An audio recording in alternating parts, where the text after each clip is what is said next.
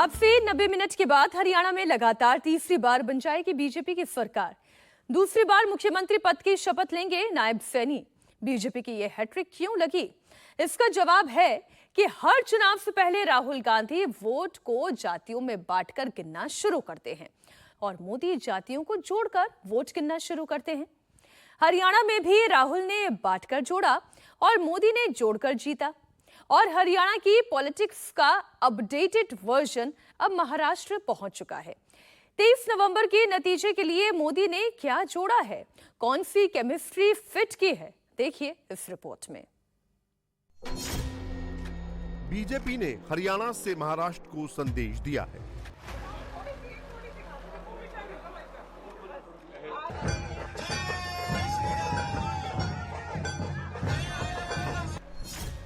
सैनी को सीएम बनाकर winning formula खोज लिया है।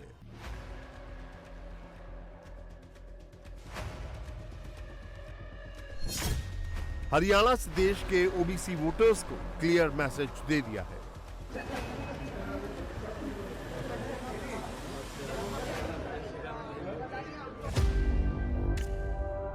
संदेश क्लियर है, बीजेपी से जुड़ोगे, सीएम बनोगे।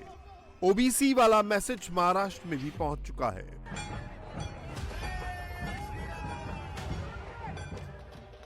झारखंड में भी पहुंच चुका है।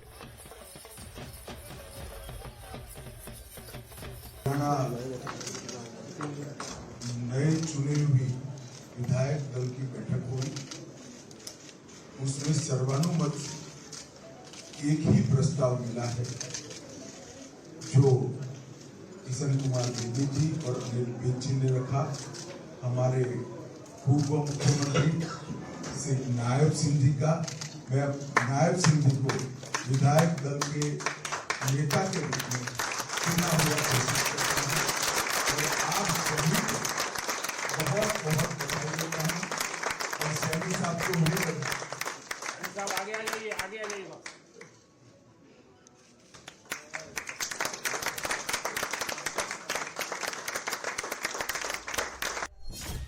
देश में ओबीसी की आबादी लगभग 52% है। हरियाणा में ओबीसी 40%, यूपी में 50%, महाराष्ट्र में 38%, झारखंड में 46%, बिहार में 63%, मध्य प्रदेश में 50% और राजस्थान में 52% आबादी है।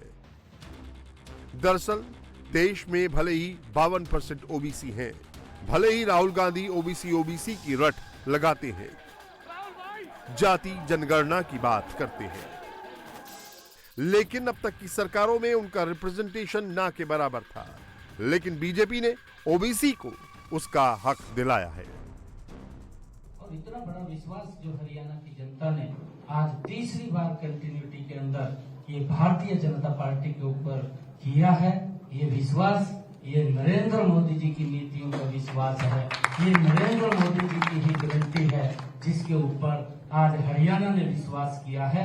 और ये प्रण हरियाणा के लोगों ने लिया है कि हम मोदी जी के उस संकल्प को 2047 तक जो विकसित राष्ट्र बनाने का संकल्प आदरणीय मोदी जी ने लिया है, उसको आगे बढ़ाने का हम कार्य करेंगे। देश के प्रधानमंत्री ओबीसी हैं, मोदी कैबिनेट में 27 मंत्री ओबीसी हैं। बीजेपी गठबंधन की 16 राज्यों में सरकार है। इनमें बीजेपी के 2 मुख्यमंत्री ओबीसी हैं, 4 डिप्टी सीएम ओबीसी हैं। स्वागत है भाई, स्वागत है। इतना ही नहीं, बीजेपी ने कांग्रेस से ज्यादा ओबीसी मुख्यमंत्री दिए हैं। देश में बीजेपी के अब तक 73 मुख्यमंत्री हुए हैं। इनमें से 24 ओबीसी यानी 32% मुख्यमंत्री रहे हैं, जबकि कांग्रेस ने अब तक 251 मुख्यमंत्री बनाए हैं। इनमें से 43 यानी 17% ही ओबीसी मुख्यमंत्री बने हैं। हरियाणा में भले ही ओबीसी ने बीजेपी को बढ़ चढ़कर वोट दिया, लेकिन दूसरे समुदाय ने बीजेपी को वोट दिया है। इसीलिए अमित शाह हरियाणा में सिर्फ जाति की बात नहीं करते, सभी 36 बिरादरियों के विकास की बात करते हैं, उन्हें साथ लेकर चलने की बात करते हैं। पहले जातियों के आधार पर भी सरकार चली। भारतीय जनता पार्टी की कार्य संस्कृति जाति के आधार पर विकास की संकल्पना को खारिज कर हम सर्वसमावेशी विकास में विश्वास रखते हैं। और हरियाणा में भी पहली बार मनोहर लाल जी ने और हमारे नायब सिंह ने 36 बिरादरियों के विकास की सरकार चलाई और हर बिरादरी की मुझे विश्वास है नायब सिंह की सरकार इसी तरह से काम करेगी जिस तरह से हमने साढ़े 9 साल भ्रष्टाचार विहीन, लोकाभिमुख और गरीब कल्याण करने वाली सरकार को आगे बढ़ाएंगे। ये सरकार 36 बिरादरियों की होगी, इसका भी मुझे पूरा विश्वास है। और ये सरकार हरियाणा के हर गांव का विकास करेगी, उसका भी मुझे विश्वास है। हरियाणा में बीजेपी को यादव ने भी जमकर वोट दिया, गुज्जर ने भी दिया और दूसरी ओबीसी जातियों ने भी। ब्राह्मण भी बीजेपी के साथ थे, पंजाबी खत्री भी थे और दूसरे स्वर्ण भी। बीजेपी को जाटवों का भी साथ मिला और दूसरे दलितों का भी। यही वजह है कि बीजेपी महाराष्ट्र में भी पिछड़ा प्रधानमंत्री और मराठा मुख्यमंत्री वाला प्लान लेकर उतरी है। सबके साथ चलने की बात कर रही है। जाति का ऐसा जोड़ बनाया जा रहा है जो मराठवाड़ा में भी ना टूटे और विदर्भ में भी टिका रहे। महाराष्ट्र में सबसे ज्यादा 38% ओबीसी वोटर हैं और दूसरे नंबर पर मराठा है। यानी जिसके साथ ओबीसी वोट के साथ मराठा वोटर जाएंगे, महाराष्ट्र की सत्ता उसी को मिलेगी। इसके अलावा 13% मुस्लिम, 10% दलित और 8% ब्राह्मण हैं। महाराष्ट्र में बीजेपी गठबंधन वाली महायुति सरकार अपना रिपोर्ट कार्ड पेश कर रही है। सीएम एकनाथ शिंदे, दोनों डिप्टी सीएम देवेंद्र फडणवीस और अजीत पवार ने 2 साल 4 महीने के कार्यकाल की डिटेल सामने रखी। जब से हमारी सरकार बन गई तब से उनका आक्षेप चालू है। सरकार गिरेगी, गलत डिसीजन ले रहे, सरकार गिरेगी, घटना बाह्य सरकार है। करते करते करते करते हमारी सरकार मजबूत होते गई। आज 900 निर्णय हमने लिए हैं, ये जनता के हित में निर्णय लिए। देखो, कोई भी निर्णय लेना क्या तुरंत एक दिन में नहीं होता है, उसके लिए पूरा तैयारी करना पड़ता है, नियोजन करना पड़ता है, पैसे का व्यवस्था करना पड़ता है, प्रिपरेशन करना पड़ता है। इसलिए हमने जो भी अभी लेख लाड़की लखपति योजना जब की, तभी क्या चुनाव था क्या? एसटी में 50% सवलत दिया, तभी क्या चुनाव था क्या? किसानों को 6,000 रुपये हमने दिया सालाना, तभी क्या चुनाव था क्या? ऐसा नहीं है। और आखिर में तो थोड़ा तो झटका तो देना पड़ता कि नहीं? वो दिया, हम टोल नाका बढ़ाए। मेजोरिटी नहीं थी, वो माइनॉरिटी में थे, फिर भी उन्होंने निर्णय लिया। हरियाणा का चुनाव जब तक नहीं हो रहा था तब तक बहुत डांस कर रहे थे, जलेबी बांट रहे थे, पेड़ा बांट रहे थे, लड्डू बांट रहे थे, ढोल फोड़ रहे थे। जैसे हरियाणा का ढोल फुट गया, अभी जमीन पे आए वो लोग। 2024 के लोकसभा चुनाव में महाराष्ट्र में बीजेपी को 33% और बीजेपी गठबंधन को 27% वोट मिला, जबकि कांग्रेस को 11% और कांग्रेस गठबंधन को 28% ओबीसी ने वोट दिया। इसका असर 2024 के लोकसभा चुनाव में भी दिखा। बीजेपी की सीटें आधी से भी कम हो गई, जबकि इस बार बीजेपी ने ज्यादा सीटों पर चुनाव लड़ा था। 2019 में बीजेपी ने महाराष्ट्र में 25 सीटों पर चुनाव लड़ा था और 23 सीटों पर जीत दर्ज की और 92% का स्ट्राइक रेट था। 2024 में बीजेपी ने 28 सीटों पर कैंडिडेट उतारे, लेकिन जीत सिर्फ 9 सीटों पर मिली और सिर्फ 32% का स्ट्राइक रेट रहा। महाराष्ट्र महायुति सरकार हरियाणा वाले फॉर्मूले पर काम कर रही है।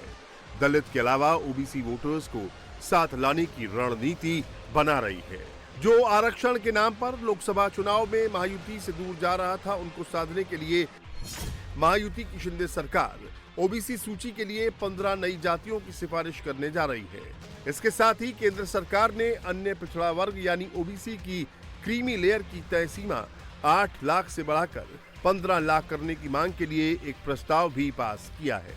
ठीक ऐसा ही फैसला विधानसभा चुनाव से पहले नायब सिंह सैनी के नेतृत्व वाली बीजेपी सरकार ने भी हरियाणा में किया था। ओबीसी के क्रीमी लेयर की निर्धारित सीमा 6 लाख रुपए से बढ़ाकर 8 लाख रुपए कर दी थी। इस तरह से बीजेपी ने हरियाणा के ओबीसी वोटों को साधने की कोशिश की थी, जिसका फायदा भी उसे चुनाव में सीधे मिला।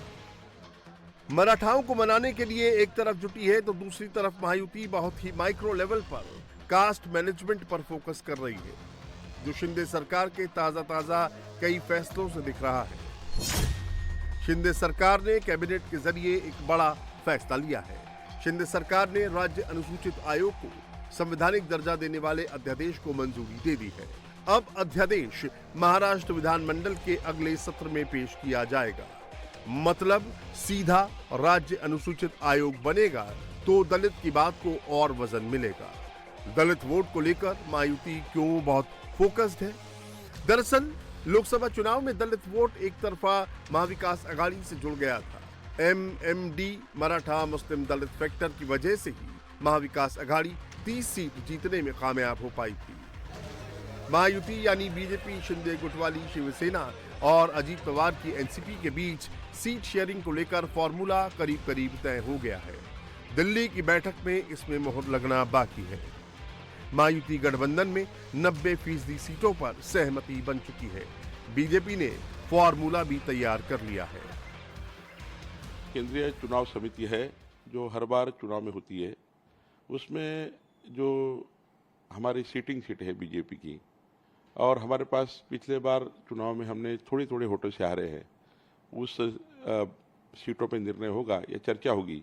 और केंद्रीय चुनाव समिति के पास जो सर्वेक्षण है, वो सर्वेक्षण के आधार पे कौन जीत सकता है, कौन फाइट कर सकता है, महायुति में आप आगे कैसे जाएंगे, ये सारे विषय को चर्चा होती है। मुझे लगता है कि बहुत ज़्यादा खींचतान नहीं हमारे पार्टी में, सारे सेटल्ड है। मुझे लगता है कि अच्छा निर्णय होगा। जब 288 में 70, 80, 90% सीटों का फैसला हो ही गया है, तो आप अपनी सीटें ऑलरेडी है हमारे पास, हमारी है, एकनाथ जी के पास एकनाथ जी की है, अजीत दादा के पास अजीत दादा की है। तो पहले तो वो जो सीटिंग है उनके ऊपर निर्णय हमको करने पड़ेंगे, बाद में जो बची हुई है उस पर निर्णय करने पड़ेंगे। बीजेपी 158, शिवसेना शिंदे 70 और अजीत पवार की एनसीपी 50 सीटों पर चुनाव लड़ेगी। बाकी बची 10 सीटें नवनीत राणा के पति रवि राणा और राष्ट्रीय समाज पक्ष के नेताओं को मिलेंगी। चुनाव की तारीखों के ऐलान से पहले सीट शेयरिंग के फैक्टर पर महायुति विकास अघाड़ी से लीड लेकर चल रही है। महायुति में सीट शेयरिंग का फॉर्मूला तय है, लेकिन महाविकास अघाड़ी में अभी भी सीट शेयरिंग पर बैठकों का दौर चल रहा है। लेकिन सबसे बड़ी टेंशन अलायंस में उद्धव ठाकरे की तरफ से आ रही है। कांग्रेस कोटे की सीटों पर उद्धव ने दावा ठोक दिया है।